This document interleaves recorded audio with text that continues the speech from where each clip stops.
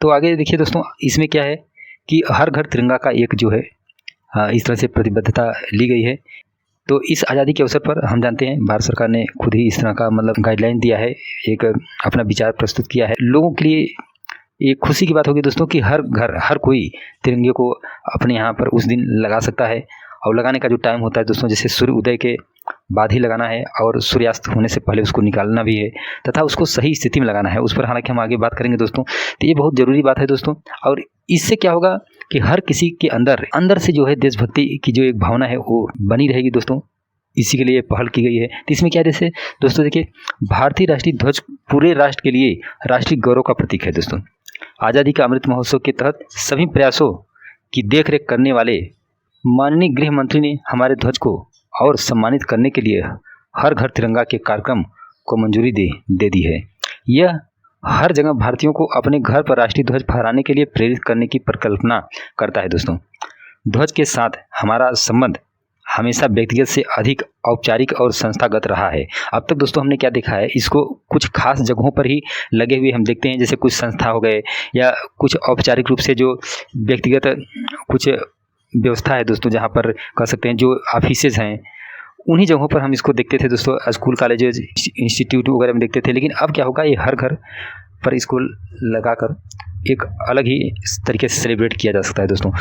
तो स्वतंत्रता के 75वें वर्ष में एक राष्ट्र के रूप में ध्वज को सामूहिक रूप से घर लाना इस प्रकार न केवल तिरंगे से व्यक्तिगत संबंध का प्रतीक बन जाता है, बल्कि राष्ट्र निर्माण के प्रति हमारी प्रतिबद्धता का प्रतीक भी बन जाता है। इस पहल के पीछे का विचार भावना का आवाहन करना है दोस्तों। लोगों के दिलों में देशभक्ति की भावना जगाएं और अपने राष्ट्रीय ध्वज के बारे में जागरूकता को बढ़ावा दें। इस तरह से घर के हर सदस्य को एहसास होगा कि इसका क्या महत्व है और इसको समझेंगे दोस्तों।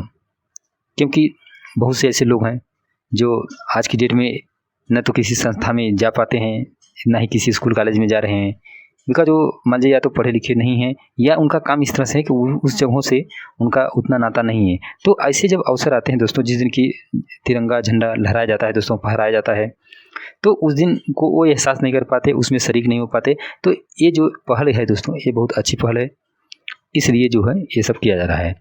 तो आगे देखिए दोस्तों, एक जानकारी ये बहुत इंपॉर्टेंट हो जाती है कि तिरंगे की माप का सही अनुपात और रंग का सही तरीका किस तरह से होना चाहिए दोस्तों।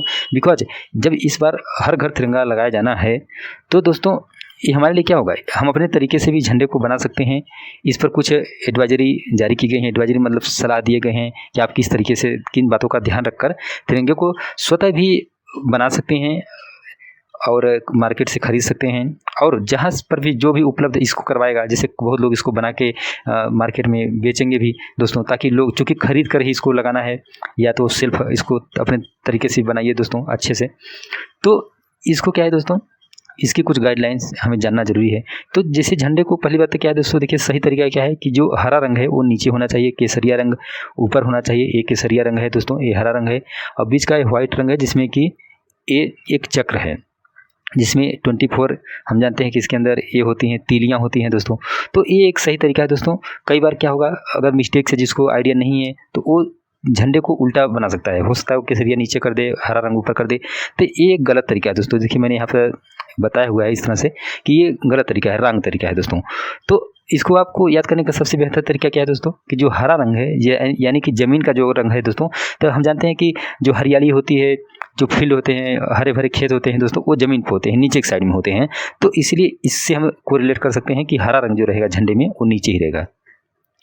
ठीक है दोस्तों। तो चलिए तिरंगे से संबंधित मुख्य बातें हैं दोस्तों। और एक चीज़ मैं यहाँ पर ध्यान दिला दूँ, ये देखिए ये बहुत ज़रूरी है दोस्तों, थ्री टाइम्स या 2 टाइम्स। मतलब इसका मतलब है दोस्तों कि जब हम झंडा बनाएंगे, अपने तरीके से बना रहे हैं, तो उसका ये जो माप का सही अनुपात है दोस्तों वो बहुत ज़रूरी है। जब हम झंडे को बनाएंगे दोस्तों तो क्या होगा, जैसे अगर आप फीट में बनाते हैं तो 3 फीट इस तरह से लेंगे, इसकी जो कह लीजिए कि इसकी इस कंडीशन में इसकी चौड़ाई हो जाएगी 3 फीट, और इसकी लंबाई यानी ऊंचाई इसकी अगर हम देखेंगे तो 2 फीट रखेंगे, यानी कि 3:2 के रेशियो में रहेगा। 3 संबंधित 2 के अनुपात में ये दोस्तों बनेगा। तो हो सकता है वो आपका 3 इंच भी हो सकता है, वैसे तो 3 इंच बहुत छोटा हो जाएगा, लेकिन फिर भी मान लीजिए अगर 3 इंच का बनाते हैं तो 3 इंच इधर लेंगे तो नीचे साइड में 2 इंच लेंगे दोस्तों, ये माप होनी चाहिए। तो वैसे 3 इंच लेंगे, जो भी माप आप लेंगे, जैसे आपने 6 इंच का उठा रखा है स्केल, उससे नाप रहे हैं, तो अगर इधर 6 3 18 है, अगर इधर 18 इंच आप ले रहे हैं दोस्तों, तो इधर 6 दूनी 12 इंच लेना पड़ेगा, ताकि उसका अनुपात बना रहे, जैसे 3:2, यानी 3 संबंधित 2 का अनुपात ये बनाना बहुत जरूरी है दोस्तों। तो ये इसके बारे में एक खास बात थी दोस्तों।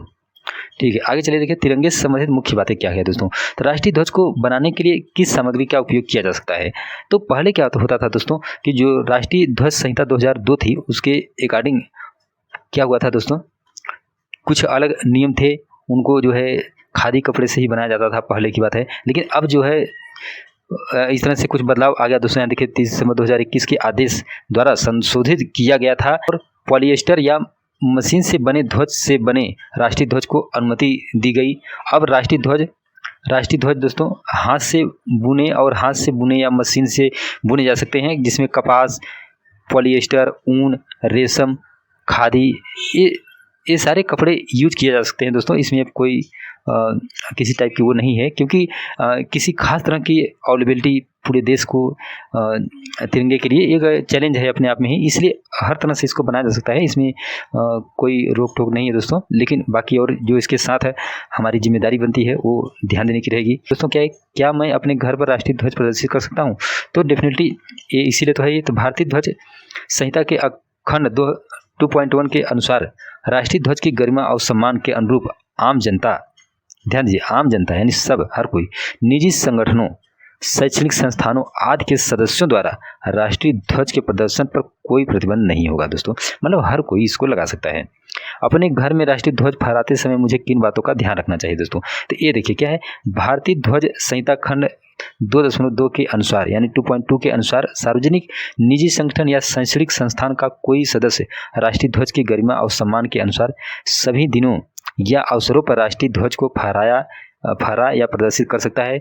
जब भी राष्ट्रीय ध्वज प्रदर्शन पर होता है तो उसे सम्मान की स्थिति में होना चाहिए और स्पष्ट रूप से रखा जाना चाहिए।